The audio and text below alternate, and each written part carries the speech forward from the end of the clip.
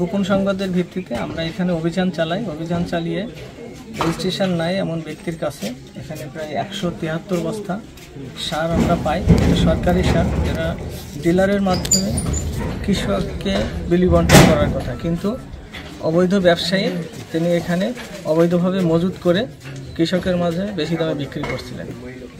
ওই ব্যক্তিকে আমরা 2 লক্ষ টাকা জরিমানা করছি, সাথে সাথে 173 বস্তা সার যেটা অবৈধভাবে মজুত করা ছিল এটা জব্দ করছি। জব্দ করে প্রকৃত কৃষকের মাঝে এটা সরকারি মূল্যে বিক্রয়ের ব্যবস্থা করছি।